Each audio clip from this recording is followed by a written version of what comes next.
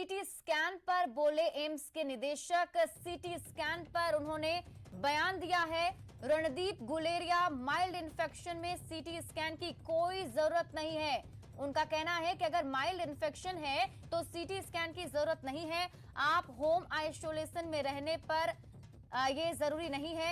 एक CT scan बराबर 300 x ray होता है। सीटी स्कैन कराना हो सकता है खतरनाक। तो ये बड़ा बयान आपको बता रहे हैं। एम्स के निदेशक का यह बयान सामने आया है जिसमें वो कह रहे हैं कि सीटी स्कैन कराना खतरनाक हो सकता है। बार बार सीटी स्कैन कराने से कैंसर की संभावना है।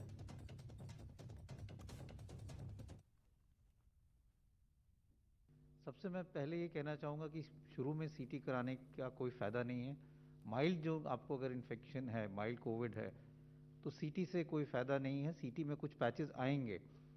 कई स्टडीज़ हुई हैं। एक स्टडी हुई है जिन्होंने एसिम्प्टोमेटिक लोगों में सीटी देखा और ये पाया कि 30 से 40% एसिम्प्टोमेटिक लोग जिनको कोई लक्षण नहीं है, सिर्फ उनका कोविड पॉजिटिव है, उनके सीटी में भी कुछ पैचेस आते हैं और वो अपने आप बिना ट्रीटमेंट के ख़त्म हो जाते हैं।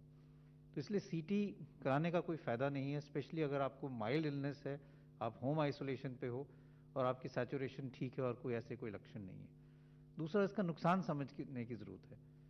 अगर हम एक सीटी कराते हैं, it is equivalent to almost 300 to 400 chest x-rays. आपने एक सीटी कराया तो आप ये समझ लें कि आपने अपने 300 एक्सरे करा लिए चेस्ट के। और ये भी डेटा है, आईएई का भी, इंटरनेशनल एटॉमिक एनर्जी कमीशन का भी डेटा है, जो रेडिएशन प्रोटेक्शन इन मेडिसिन की बात करते हैं, कि बार बार स्पेशली यंगर एज ग्रुप में सीटी कराने से risk of cancer in later life increases. तो आप अपने आप को नुकसान ही ज़्यादा करा रहे हैं जब उसकी ज़रूरत नहीं है।